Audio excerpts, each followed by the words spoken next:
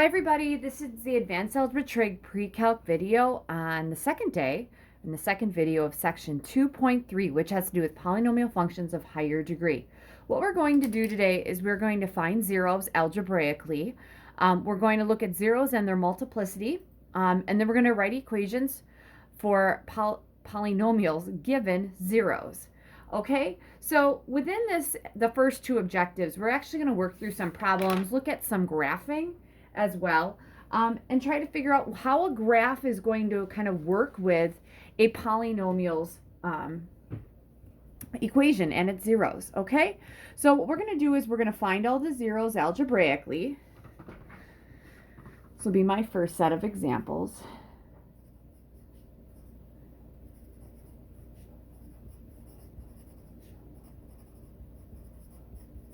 And we're going to sketch a graph. Now, what's awesome about sketching a graph is that we already know what the ends have to be because we've talked about end behavior. So we want to kind of wrap that in there, okay? So this is my first one. F of x equals x cubed minus 3x squared minus 4x plus 12. All right. So if you're finding all the zeros, remember, these are x-intercepts. And x-intercepts are where y equals 0. All right? So I'm going to let f of x is the same thing as y, so I'm going to make this 0 equals. And then I'm going to try to solve this. Now, in order to solve it, I have to be able to break it down into factors, which means I have to factor. And for this one, we're going to factor by grouping.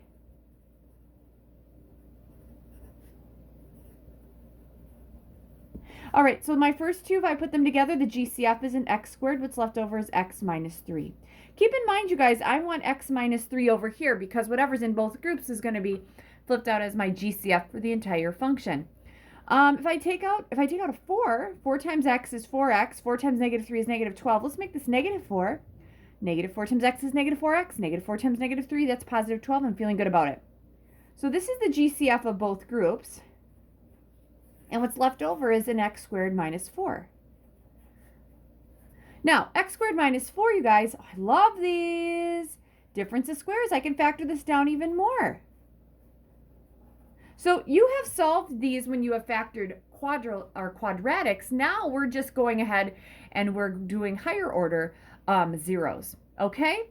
So that would be what my zeros are. So if x minus 3 equaled 0, wouldn't x be 3? If x minus 2 equaled 0, wouldn't x be 2? And if x plus 2 equaled 0, wouldn't x be negative 2?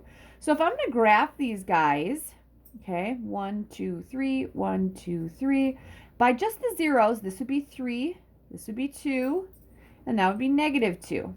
All right. Now, by end behavior, okay, I'm going to ask a bunch of questions there. I'm going to follow through with a bunch of things because I'm talking to myself. By end behavior, this is a third-degree polynomial. Third-degree polynomials go in different directions. If the leading coefficient is positive, it should rise to the right, and it should fall to the left. All right. Then, the other thing I could do to find this equation is, or the graph, I'm sorry, is to look at its y-intercept. Now, the reason why it's nice to look at the y-intercept is because this is where x equals 0. So I would say f of x has to equal, we're going to have 0 cubed minus 3 times 0 squared minus 4 times 0 plus 12. Well, this is all 0. F of x is going to equal what, 12? That means we have a y-intercept at 0, 12. So let's just say this is 12 here because, you know, I'm not going to go up the way up 12 because I'll get into my writing. And I know that it's going to do something like this, okay? And this is just a sketch. I probably should make sure it's going kind of off this way. And it could go through here, and it could go up, and then it's going to go down. And we've got to figure out what's happening with the rest of them. All right, so it would make sense. It's going to go up, and then it's going to come down. It's going to go up there. I feel really good about that. Now, looking at the original equation, I would ask you guys this in class. What about this original equation tells me that I could have 3 zeros because I did have 3 zeros? Yep, it's a third-degree polynomial, which means that if I could factor it down completely, which I could, there are 3 factors to get me to x to the third. 3 factors mean 3 possible zeros. Fantastic. All right, so that's my first one. Not really too concerned about exactly what the graph looks like because sketches don't have to look perfect. You don't even have to have the maximums and the minimums, you guys, perfectly done, except whenever I say make sure you use your calculator to graph. Sketches, we really don't have to use our calculator. All right, next one. All right, for my next one, for B, make sure that that's straight. Let's go with f of x equals x cubed plus 4x squared plus 4x. All right, so we're going to do the exact same thing. We're going to find the zeros. We're going to sketch a graph over here. We may have to find the y-intercept just to give us another point because y-intercepts are pretty easy to find. All right, but first let's find the zeros. Okay, now before I even ask to find the zeros in class, I'd ask, okay guys, how many zeros could I have? Which implies, looking at this, how many factors could I have? I could have 3 factors because it's x cubed. I would have something with an x times something with an x times another thing with an x. All right? All right, so I could have 3. Just know that there are 3 possible zeros. There are 3 possible x-intercepts here. All right, let's make this equal to 0. Okay, when you're factoring this, there's only 3. What do? Go back to your GCFs, right? We're going to take a GCF of an x out. So we're going to have x squared plus 4x plus 4. Factoring this, x squared is an x and an x. 4 is probably going to be a 2 and a 2. To get positive 4, it's going to be plus plus. Hopefully I don't have to do the outside and inside with this one. All right, you guys, we have 3 factors right here, here, here. If I set each factor equal to 0, x would be equal to 0. You subtract 2, negative 2, and you subtract 2. Oh, and here it is. Another one, I'd subtract 2, I get negative 2. All right, I don't have 2 of them at negative 2. So would it make sense that I could also write this as, this could be f of x equals x times x plus 2 squared. That's the same thing, you guys. And it's important in just a moment, all right? All right, so I only have 2 zeros here. I have 1 at 0, and I have 1 at negative 2. All right, now, it doesn't pay to find the y-intercept because there's an x-intercept at the origin. That means that's also your y-intercept. The other thing I could say is, oh, this is a 3rd degree polynomial, which again, it goes in different directions. It's going to rise to the right, and it's going to fall to the left. Here's the thing, you guys. I don't know what's happening here. I don't know if I'm bouncing up and then down, or if I'm going through, bouncing up and then down. I'm really not sure. So either, because there's no other zeros between this. So either I'm bouncing down and then going straight through, or am I going straight through and then bouncing up? I don't know. I want to figure out which one of those I bounce through. Okay, so this is what we're going to do. I think in class what I would do would be to just get your calculators out and graph it and say what is there about it.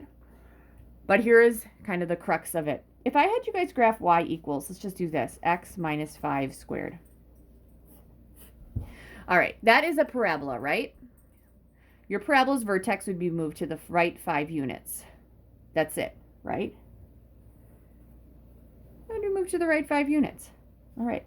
If I had something like y equals, let's say, x plus 3 squared, and I graph that, wouldn't that move to the left 3, and then that would be like this. Okay, what slides it to the right and to the left is just this horizontal shift, right? Because it doesn't move it up or down at all. Now, if I end up taking these and I'd add or subtract, that would change my, my transformations. But in these problems, you guys, I'm just factoring. That's it. So I'm not going to add or subtract any kind of vertical shift here because I wouldn't up here because all it is factors. Would it make sense that these guys bounce, right? Or, make the screen. Could I make this negative and then it would bounce like this? They bounce because this is squared. All right. If it was like x minus 5 cubed,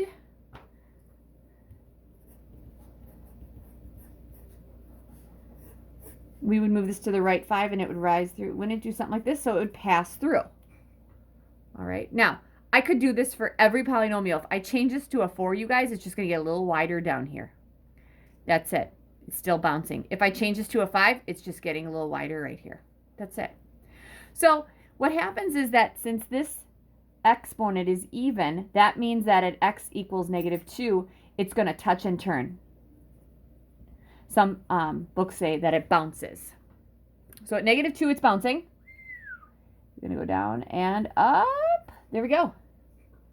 And I could confirm this with my calculator. Here we go. I'm going to put this in here, and then I'll show you guys x to the third plus 4x squared plus 4x. All right, there it is. Let's graph it. Zoom 6. And that looks very similar to what I have, you guys. Feeling okay about that. It's just a trendy graph. It's just a sketch. All right, so what we say is that zeros have a multiplicity. And the multiplicity is the exponent on the factor that gave us the 0. Okay, so multiplicity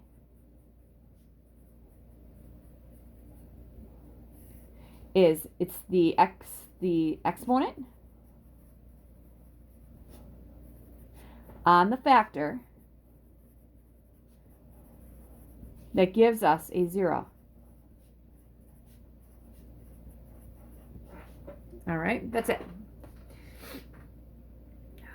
So it is the exponent on the factor that gives us a 0. So we would say in this one, x minus 2, or -2, this has a multiplicity of 2.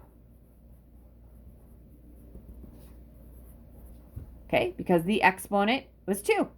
And yeah, they both have 1 here, but you have to put it in, you have to put them together with an exponent in order to figure these out. 0 came just from x. That had an exponent of 1. So this has a multiplicity of 1. All right. So when I went to these little things, right, and I just did some generic polynomials, we had even multiplicities here, and we had an odd multiplicity. Even multiplicities, I could change this to 4. It'll just get a little wider or a little slimmer. I can't remember. Actually, it gets slimmer, my bad. But it's not going to shift it down, okay? It's not going to give me any more zeros because it's already in factored form. Even multiplicity, you guys, it's going to touch and turn or bounce at that x-intercept. Odd, it's going to pass through. So that is your rule. So an even multiplicity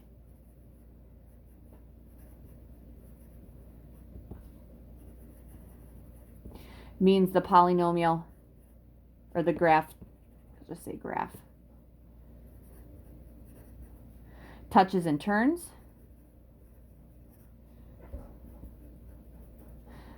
Odd multiplicity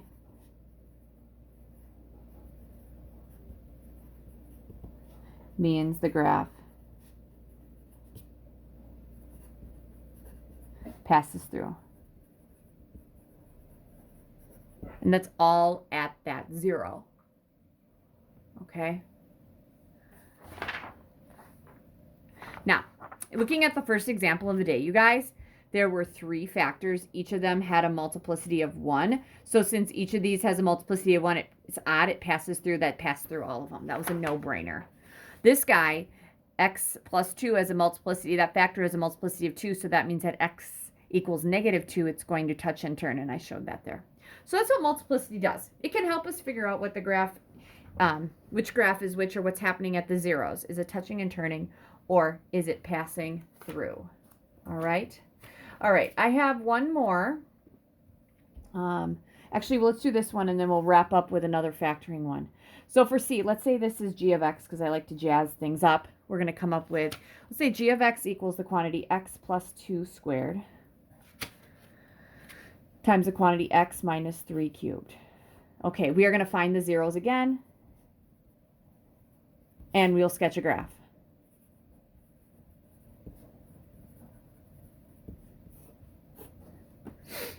All right. Well, what's awesome about this is if I'm finding the zeros, this is 0 equals x plus 2 squared times x minus 3 cubed. This is already factored, you guys. I'd have an x plus 2 times an x plus 2 times an x minus 3 times an x minus 3 times an x minus 3. But I don't have to worry about that. This guy would give me a 0 at x equals -2. Be one right there. This one would give me a 0 at x equals 3 because I would just add 3. All right. Now, I actually would want to find the y-intercept. That'll help me connect the dots here. Okay, and then I'm going to also make some sense out of the end behavior as well. Y-intercept, we're going to make x equals 0. This could be interesting. G of x equals, we're going to have 0 plus 2 squared times 0 minus 3 cubed. All right, essentially this is going to be 2 squared times negative 3 cubed. 2 squared is 4. Negative 3 cubed is negative 27. That I don't know in my head. 4 times. That's going to give me negative 108. So I do know it's going to go way down here. Let's say this is negative 108. It should make sense. All right, here we go. Now, at negative 2, is it going to touch and turn or pass through? Well, the multiplicity is 2. That means it's going to touch and turn. Okay, at x equals 3, this has a multiplicity of 3. That is odd. That means it's going to pass through. All right, here's the other thing, you guys. I should be able to figure out end behavior. So let's think about it. If this was like an x plus 2 times an x plus 2 times an x minus 3 times an x minus 3 times an x minus 3, that'd give us, okay, our very first term would be x to the. So from this group, we'd have an x squared. Then we'd multiply that x squared by this and get an x cubed. Then we multiply the x cubed by another x to get x to the 4th. And then we'd multiply that x to the 4th by another x and get x to the 5th. X to the 5th, that has an odd degree with a positive leading coefficient of 1. Now, if you forgot, first off, most kids remember odd degree, different directions. It's going to either go up and then down or up and then down. I'm not sure. If you forgot, just focus on x to the 5th. If I take a positive x and I raise it to the 5th power, is it going to be positive or negative? It'll be positive. So this is going to rise to the right. And if I take a negative x and I raise it to the 5th power, is my answer positive or negative? It's negative, so it's going to fall to the left. The other thing, let's bring this all together. This had a multiplicity of negative 2 is going to touch and turn. This makes sense because it's going to pass through here and go straight up, and that's what it looks like. And this should probably look more like that. But I feel really good about that, and I could check that in my calculator, and I will. I'll put this in here real quick.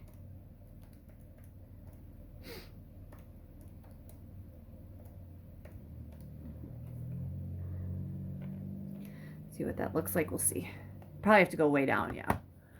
So my window, you guys, obviously it has to go down a little bit more because my y-intercept was at negative 108. So let's go down to, rather than negative 10, let's go to negative 20. See what happens. Actually, like another thing that this is doing. All right, so this touches and turns here, you guys. Now, since this is a 3rd degree polynomial, you'll notice in the ones like up here where it was just raised to the 1st power, like the x, it just passes through nicely. Once you get larger exponents, it kind of passes through and just, it almost like compresses down and then it goes straight up. So higher level, higher ones are going to make it go a little bit closer. It's going to compress it closer to that x-intercept. All right, so that's graphing, just knowing something about zeros. All right. All right, last one of these. This one you might be able to figure out on your own. So after I write down the problem, if you want to, you could just press pause and then go for it. D. We're going to sketch a graph of this as well. Let's go with j of x equals x to the 4th minus 13x squared plus 36. All right. So finding the x-intercepts, because we're going to do this, okay. It's going to rise to the right, and it's also going to rise to the left because this is an even degreed polynomial, and it has a positive leading coefficient. Even means it goes either up or down. Positive means it's going up. All right, 0 equals x to the 4th minus 13x squared plus 36. Let's factor this. There's not a GCF, but x to the 4th is x squared times x squared. What are the factors of 36 that add or subtract to negative 13? Would that be a 9 and a 4? Same sign, because it's positive 36, have to be different because it's negative, or it has to give me a negative 13x squared. Wouldn't those both have to be negative? Yep. All right, can I factor this? Yep, that's a difference of squares, x plus 2, and then this would be x minus 2. This guy is also a difference of squares, x plus 3, x minus 3. All right, guys, here are my zeros. If x plus 2 equals 0, x would be negative 2. If x minus 2 equals 0, x would be 2. If x plus 3 equals 0, we'd subtract 3, that's negative 3. And if x minus 3 equals 0, we'd add 3, that would be 3. So we're going to go 1, 2, 3, 1, 2, 3.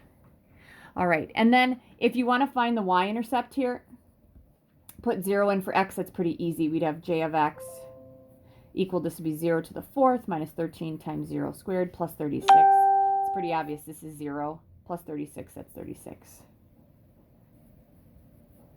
So we're going to have a point at 0, 36. So here we go.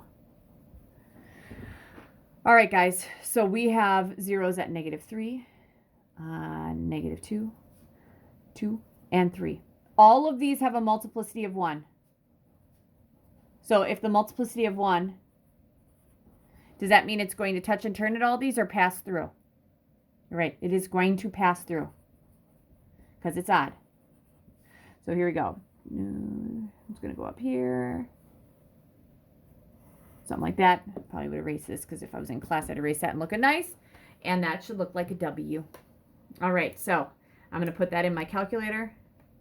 X to the 4th minus 13x squared plus 36, zoom 6.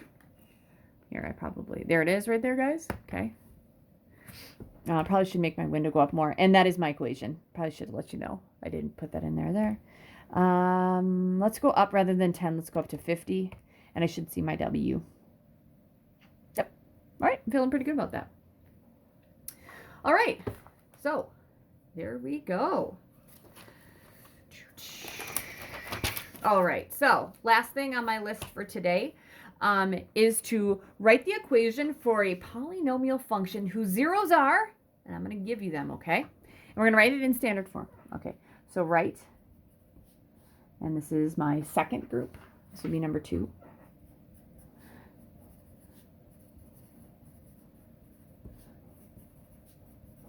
For the polynomial given the following zeros. Okay, and if that has a different kind of multiplicity, I will tell you that, okay? All right, A, we'll do 2 of these. Okay, let's say that my zeros or my x-intercepts for this one are, let's say 6, 0, my bad. Let's go with -2, 0, and let's go with 1, 0. Let's see. Write the equation for the polynomial in, we're going to put these in standard form. All right, guys. So here we go. If I have the 0, we're going backwards here. If I have the 0, I should be able to come up with the factor. If I have the factor, I should be able to come up with the equation. Here we go. Y equals, or f of x, whatever you, pick your poison, right? Okay. If I had a 0 at 6, 0, what factor did that come from? Would that come from x minus 6? Because you would have added 6. If I have a 0 of -2, what would that come from? Would that be x plus 2? And if I had a 0 of 1, would that come from x minus 1? Because I'd add 1. All right. If you want to come up with different forms, this is factored form. I know on some assessments, and I don't know if I'm going to do it on this one, I've asked for 2 forms. Here you go. This is my first one. It is factored form. Now, to put it in standard form, I have to multiply everything together. So I want you to think about it. If I have 3 items and I'm multiplying them together, I can't just multiply them all together at once. I have to multiply 2 of them together and then the answer by the last one. So what I'm going to do is I'm going to do these 2 together first just because they're smaller. X times x is x squared. X times a -1 is a -x. 2 times x. 2 times x is a 2x. And 2 times a -1 is going to give me -2. That gives me x squared plus x minus 2. That has to get multiplied by x minus 6. All right, the x has to go through here. X times x squared is x cubed. X times x is x squared. X times -2 is -2x. Now the -6 goes through. -6 times x squared is a -6x squared. I'm going to put that underneath the other one because I'm going to combine as I go. -6 times x is about -6x, and a -6 times a -2 is a +12. Here we go. So our equation is going to be y equals, and you could name it anything you want, x cubed minus 5x squared minus 8x plus 12. Now, again, I do these things so fast because I know I can check my answer with this. So I'm going to clear this out. my polynomial was, first one was x minus 6 times x plus 2 times x minus 1. Now, I'd make sure that I have points at 6, 0, double checking. 6, so I have negative 2, 0, there's that one. 1, 0, and 6, 0. So I'm feeling good about it. So my first one is right. So this works. Yay. Smiley face. We're good. All right, next one. Points should be the same for x to the third minus 5x squared minus 8x plus 12. And now I look at the table, and the tables are the same, which means the equations are the same. Yay, good for me. All right, so that's that one. I want to look at one more, and then I am finished with this. All right. All right, next one. All right, guys, let's say that in B. Okay, here are my zeros. Just wanted to make sure. Okay. Let's say there's one at 7, 0. This has a multiplicity of 2 and negative 5, 0. All right. And I want to come up with the equation for that. All right, here we go. Let's start with y equals. And this is going to be in standard form again, but obviously I'll have to get factored form. All right, where did I get that 7 from? That would be x minus 7, right? If there's a multiplicity of 2, wouldn't that have to be squared? And that's times x. I'd have to add 5 here because I'd subtract 5. All right, so my first thing I do to make sure I'm right, because I like to make sure I'm right, is to say, oh, is x minus 7 squared times x plus 5? Does that give me those points at negative 5, 0? Yep, and then 7, 0. Yep, I'm feeling good about that. All right, next thing I want to do is I want to get this. So this is my factored form. So if I needed 2 forms, that would be my first one. And then, or you could have this as your factored form, you guys, because this is factored too. Either one is okay. Okay, let's multiply these guys together. I'm going to multiply these guys together. X times x is x squared. X times 5 is 5x. Negative 7 times x is a negative 7x. Negative 7 times 5 is negative 35, which gives me x squared, what, minus 2x minus 35. That needs to get multiplied by x minus 7. So taking the x through, that's going to give me x times x squared is x cubed. X times negative 2x is negative 2x squared. X times negative 35 is negative 35x. Negative 7 times x squared is a negative 7x squared. Negative 7 times negative 2 is positive 14x. And negative 7 times 35, I know it's positive. 7 times 35, 245. So I'm going to have x cubed, and this is going to be minus 9x squared. Negative 35 plus 14. Oh, make sure that's right. Negative 21x and plus 245. All right, that's my function. And then we cross our fingers and pray that when I put this in here, it's the same thing.